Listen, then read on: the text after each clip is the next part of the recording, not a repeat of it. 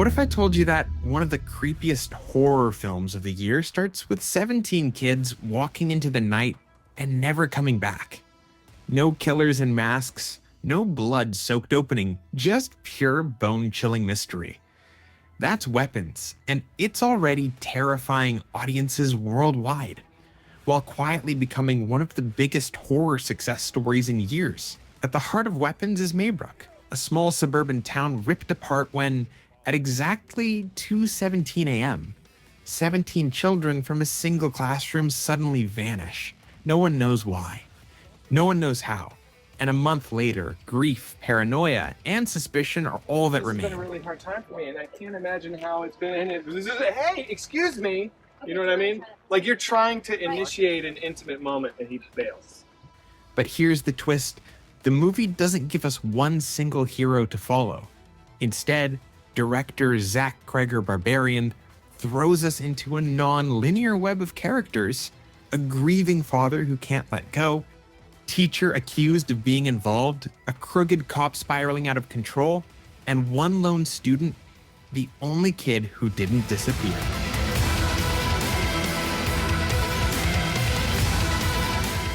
And trust me, when the movie finally reveals what happened to those kids, it's not what anyone was expecting. Just to find Amy.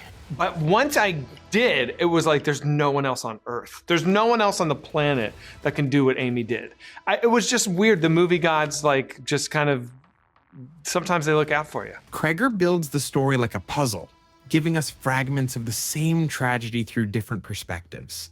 Think Magnolia meets Gone Girl with a dose of Stephen King. Each piece makes the mystery darker until it spirals into an unorthodox climax involving witchcraft, possession, and metaphors for addiction that hit uncomfortably close to home. And here's the kicker: instead of relying on endless jump scares, Weapons taps into something scarier: the way ordinary people collapse under tragedy, guilt, and suspicion. It's not the monster under the bed that gets you in Weapons.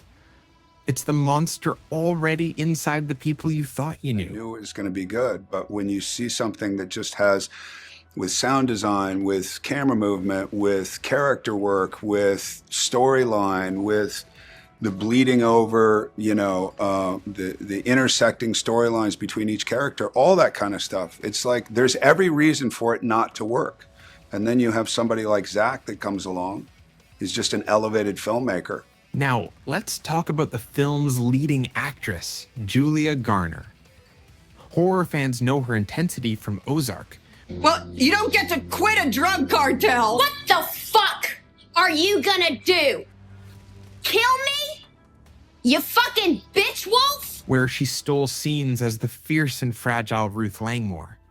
But here, she flips that energy into something tragic and raw, playing a teacher scapegoated by a town desperate for answers. I think what makes it super human and super extreme, but also feels very intimate and relatable, which makes it really scary.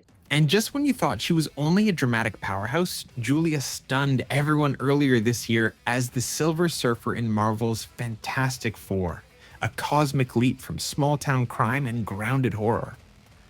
In Weapons, she delivers the kind of layered, haunted performance that reminds you she's not just versatile, she's becoming one of the most important actresses of her generation. But what truly makes Weapons stick with you is its allegory. Yes, there's a witchy villain named Glattis who literally turns people into puppets. Yes, there are possession sequences that will make you squirm.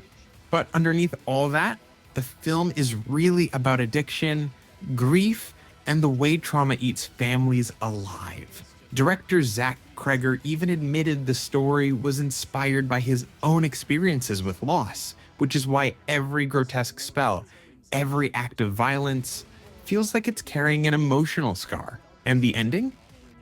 Without spoiling too much, let's just say the evil may die, but the scars don't. Now here's the wild part. Weapons wasn't made on a Marvel budget. It's a relatively low-budget horror film, but it's already blown past $100 million at the global box office. That puts it in the same league as movies like Get Out and A Quiet Place, films that turn small budgets into cultural events. for a dark, experimental horror flick like this. That's massive. So here's the big question. Is Weapons just another scary movie? Or is it the beginning of a new wave of prestige horror that blends personal pain with supernatural terror? Either way, it's safe to say that Zach Cregger and Julia Garner have given us something unforgettable. And if you haven't seen Weapons yet, brace yourself. Because this isn't just horror, it's horror that crawls under your skin and refuses to leave. But what do you think? Is Weapons the scariest film of 2025 so far? Or is it all hype? Drop your thoughts below, and don't forget to subscribe to Spoiler Alert Cinema for more secrets, spoilers, and movie deep dives.